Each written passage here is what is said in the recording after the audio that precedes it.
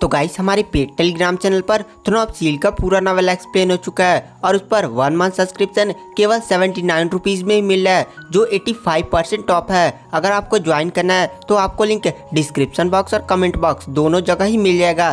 Simply इस पर click करिए, फ़ोन नंबर से लॉगिन करके ज्वाइन हो जाइए। तो चलिए एपिसोड की स्टार्टिंग करते हैं। एपिसोड की स्टार्टिंग में दिखाया जाता है कि 6 मंदिरों की महान सभा में जो लाइट थी वो जाकर रुकी थी ब्लाइट ग्लिमर ऑफ होप यानी लॉन्ग हाउचेन की टीम के एक मेंबर पर, और वो मेंबर खड़ा होता है और तुरंत अरीना की तरफ बढ़ने लगता है। वहाँ पर इस मिस्टीरियस बंदे को बहुत ही लोग क्यूरियस तरीके से देख रहे थे। तभी वो बंदा जाकर अरीना के बाहर अपना गाउन उतारता है और अपने सारे हथियारों को भी उतारता है, और उसका चेहरा देखकर पूरी ऑडियंस ही काफी ज्यादा शॉक हो जाती है। और ऑडियंस में आवाज आती है, ये तो यांग वांग झाओ है। यांग वांग झाओ का ऑरा देखकर वो लोग कहते हैं, क्या ये अभी 30 साल का भी नहीं हुआ है और लेवल 8 के एडवांस स्टेज पर है, कितना ज्यादा टैलेंटेड है। यांग वांग झाओ को देखकर पूरा ही ऑडियंस काफी ज्यादा जोर शोर से चिल्लाने लगता है। और तभी एक बंदा कहता है, अरे किसने कहा था कि नाइट टेम्पल के पास कोई भी प्रतिभा नहीं है। ये देखो 30 साल की उम्र में लेवल 8 के एडवांस स्टेज का कल्टीवेट, मतलब थोड़ी ही और सालों में लगभग 2-3 साल और मेहनत करेगा कि ये लेवल 9 पर पहुंच जाएगा और शायद ये एक सी डिवाइन थ्रोन धारक भी बन जाए। और वहाँ पर पूरी ऑडियंस ही काफी ज्यादा खुश थी। तभी वहाँ पर जो यांग वांग झाओ होता है वो अरीना में इंटर करता है। यांग वांग झाओ का अपोनेंट एक असैसियन था और वो असैसियन लेवल 8 के एडवांस स्टेज का कल्टीवेटर था, और उसके साथ उसे मिला था एक टाइटल असैसियन सम्राट होने का। जमीन के अंदर से धड़-धड़ पिलर निकलने लगते हैं, क्योंकि असैसियन को एक छुपने के लिए जगह चाहिए थी। असैसियन छुपकर ही ज्यादा अटैक करते हैं, जिसके कारण अगर ये लोग खुले में लड़ेंगे तो कैसे एक नाइट से वो लोग हार नहीं जाएंगे। तभी वहाँ पर यांग वांग झाओ और असैसियन के बीच एल्ड्रिक चैंग जिडियान आते और कहते हैं, फाइट स्टार्ट किया जाए। तभी वहाँ पर जो यांग वांग झाओ होता है वो होली मेंटल को जारी करता है। होली मेंटल को देखकर वहाँ पर पूरी ऑडियंस काफी ज्यादा शॉक थी और लोग शौक में कहते हैं, क्या ये इन 6 मंदिरों की महासभा में इतनी ज्यादा बेसिक स्किल का उपयोग कर रहा है। होली मेंटल एक बहुत ही ज्यादा बेसिक स्किल थी गाइस, इसका उपयोग लेवल 2 का कल्टीवेटर भी कर लेता था। तभी दूसरा बंदा बोलता है, अरे ये असैसियन को ढूंढने में माहिर होता है होली मेंटल। लेकिन वो बंदा बोलता है, अरे कोई और भी टेक्निक्स होती हैं, बहुत सारी टेक्निक्स होती हैं जो असैसियन को ढूंढ सकती हैं, लेकिन होली मेंटल क्यों? होली मेंटल तो बहुत ही ज्यादा बेसिक स्किल है। तभी दूसरा बंदा बोलता है, अरे कुछ यांग वांग झाओ ने सोचकर ही इस टेक्निक को परफॉर्म किया होगा और हमें दिखाया। जो वो असैसियन सम्राट था उन पिलर्स के बीच में बहुत ही खतरनाक तरीके से छुपकर इधर उधर हवा की तेजी से घूम रहा था। यांग वांग झाओ उसकी लोकेशन को फाइंड ही नहीं कर पा रहा था। उसका होली मेंटल भी उस असैसियन के सामने बेकार था, क्योंकि वो एक नॉर्मल असैसियन नहीं बल्कि असैसियन सम्राट था। तभी वहाँ पर जो यांग वांग झाओ होता है वो स्टोरिंग टेक्निक को परफॉर्म करता है। स्टोरिंग टेक्निक को देखकर पूरी ऑडियंस और भी ज्यादा शॉक हो जाते हैं और कहते हैं, क्या ये स्टोरिंग टेक्निक को परफॉर्म कर रहा है? स्टोरिंग टेक्निक लॉन्ग हाउचेन की टेक्निक है, जिसे यांग वांग झाओ ने लॉन्ग हाउचेन को देखकर ही एकदम कॉपी कर लिया था और उसे एकदम बढ़िया से सीख लिया था। और ये जो स्टोरिंग टेक्निक है वह किसी बंदे की स्पिरिचुअल एनर्जी को एक ही अटैक में ट्रांसफर करती है। यांग वांग झाओ के हाथ में इस समय एक आध्यात्मिक तलवार आ जाती है और तुरंत स्टोरिंग टेक्निक उसी में इकट्ठा होने लगती है। पूरी ऑडियंस काफी ज्यादा शॉक हो जाती है। तभी उन्हीं में से एक बंदा कहता है, अरे ये यांग वांग झाओ कर क्या रहा है? अगर उसका यह अटैक बेकार हो गया तो उसकी सारी स्पिरिचुअल एनर्जी खत्म हो जाएगी। ऊपर से ये असैसियन छुपने में बहुत ही ज्यादा माहिर होते हैं, इन्हें एक अटैक में कैसे यांग वांग झाओ ढूंढेगा?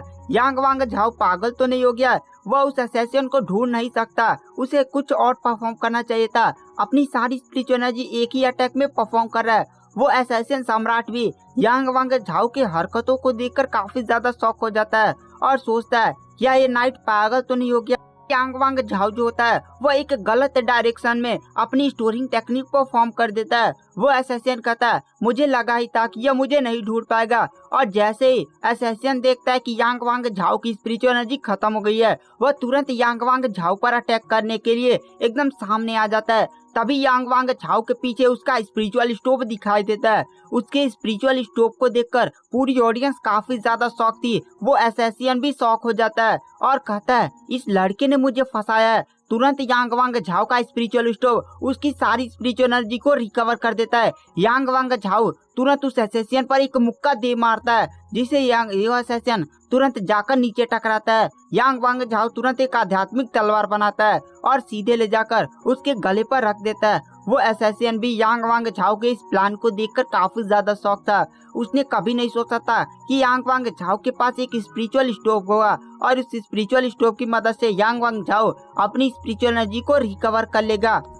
पूरी ऑडियंस भी यांग वांग झाओ के प्लान को देखकर काफी ज्यादा खुश हो जाती है और वहाँ पर जो एल्डर चैंग जीडियान होते हैं वो यांग वांग झाओ को विजेता घोषित कर देते हैं। उसके बाद हमें दिखाया जाता है कुछ फाइट और चलती है और एक फाइट में तो एल्डर ली की भी फाइट हुई थी, लेकिन एल्डर ली वो मेज टेम्पल के हॉल मास्टर थे, उनका सामना एक बहुत ही वीक अपोनेंट से हो गया था जिसे एल्डर ली ने बहुत ही आसानी से हरा दिया था। और तभी कुछ फाइट्स और चलती है और कुछ फाइट्स के बाद फिर से वह जो रोशनी होती है वह चमचमाती हुई सीधे लॉन्ग हाउचेन की टीम के एक मेंबर पर जाकर रुकती है। वह मेंबर उन सभी में काफी ज्यादा बड़ा होता है, काफी ज्यादा हट्टा कट्टा होता है और उस मेंबर को खड़ा होता हुआ देखकर तुरंत सुरीली जो ऑडियंस के बीच में बैठी हुई थी वह खड़ी होती है और कहती है क्या ये सीमा जियान है। तभी वहाँ पर जो उसकी बहन ऑक्सन लेडी होती है वह कहती है क्या तुम पागल हो गई हो, तुम्हें पता है ना तुम्हें वो सीमा जियान कैसे हो सकता है। तभी वहाँ पर जो सुरीली होती है नहीं वो सीमा जियान ही मुझे लगता है। और वहाँ पर ऑक्सन लेडी तुरंत सुरीली को नीचे बैठाती है और कहती है बहन शांत हो जाओ, अगर सीमा जियान होगा तो अरीना में तुम्हें दिख ही जाएगा। और वहाँ पर सुरीली तुरंत शांत होकर बैठ जाती है। लॉन्ग हाउचेन की टीम का वो मेंबर तुरंत अपना चेहरे पर मास्क लगाए हुए सीधे अरीना में पहुँचता है और अपना वहाँ पर कुर्ता उतार देता है, काला वाला नकाब, तुरंत उसका टकला चमचमाते हुए दिखाई देता है और वहाँ पर एक बहुत ही मोटा हट्टा कट्टा बंदा दिखाई देता है। और उस बंदे को देखकर तुरंत सुरीली की आंखों से आंसू गिरने लगते हैं और कहते हैं ये सीमा जियान है, ये कमीना 4 साल बाद मुझे यहाँ पर दिखाई दे रहा है। यहाँ पर जो सुरीली होती है वह तुरंत अरीना की तरफ जाने लगती है।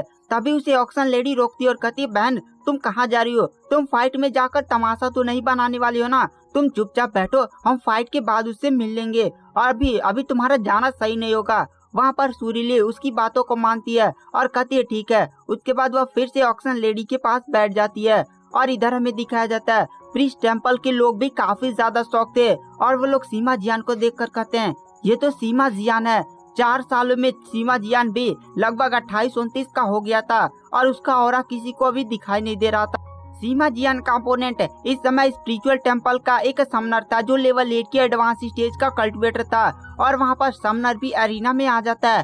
सीमा जियान तुरंत अपना बॉडी दिखाते हुए पंच मारते हुए पहुंच जाता है अरीना में और वहाँ पर जो एल्डर चैंग जीडियान होते हैं वह सीमा जियान को देखकर काफी ज्यादा शौक हो जाते हैं और कहते हैं एक हट्टा कट्टा पुजारी, कितना अजीब सीन है, मुझे यहाँ पर मैंने तो कभी ऐसा सीन देखा ही नहीं था।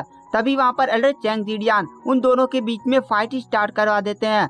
तभी वहाँ पर वो जो समनर होता है वह अपना समनिंग स्टार्ट कर देता है और तुरंत वहाँ पर एक हेल गेट दिखाई देता है और उस समनिंग का नाम था नरक का द्वार। नरक के द्वार को देखकर वहाँ पर सारे लोग काफी ज्यादा शौक हो जाते हैं और कहते हैं क्या एक पुजारी मतलब एक प्रीस्ट एक नरक के द्वार का सामना कर पाएगा। गाइस, नरक का द्वार क्रिएचर समनिंग गेट की तरह एक मिस्टीरियस टेक्निक है। स्पिरिचुअल टेम्पल में जो भी बंदा समनिंग करना नहीं जानता, मतलब वो किसी अगर जानवर को नहीं बुला सकता, तो उसके पास एक और उपाय होता है और एक समनर बनने का, वह होता है नरक का द्वार टेक्निक सीखने का। नरक का द्वार टेक्निक जो बंदा सीख लेता है साथ ही साथ उसकी पावर भी बहुत ही स्पीड के साथ बढ़ोतरी होती है। तभी वो जो बंदा होता है वो अपनी समनिंग स्टार्ट कर देता है और अचानक से नरक के द्वार में से 12 बड़े बड़े बहुत ही जंगली कुत्ते आ जाते हैं जिनकी आंखों से आग भर रहा था और उनके सींग भी थे। वो कुत्ते बहुत ही ज्यादा पावरफुल दिख रहे थे। सीमा जान उनकी तरफ मुट्ठी उट्ठी मारते हुए बढ़ने लगता है। पूरे ऑडियंस काफी ज्यादा शौक हो जाती है और कहते हैं क्या ये बंदा पागल हो चुका है, ये कोई टेक्निक नहीं परफॉर्म कर रहा है, ये इन सारे इतने पावरफुल बीस्ट से अकेले ही एकदम मुक्के के बल से सामना करेगा क्या। और लोग कहते हैं क्या आखिर ये प्रीस्ट करना क्या चाहता है, आखिर लड़ना है तो कोई टेक्निक तो परफॉर्म करे, ये तो ऐसे बड़ा है जैसे इसके सामने ये कुछ हो भी नहीं। और गाइस आगे क्या होगा ये सब जानने के लिए नेक्स्ट एपिसोड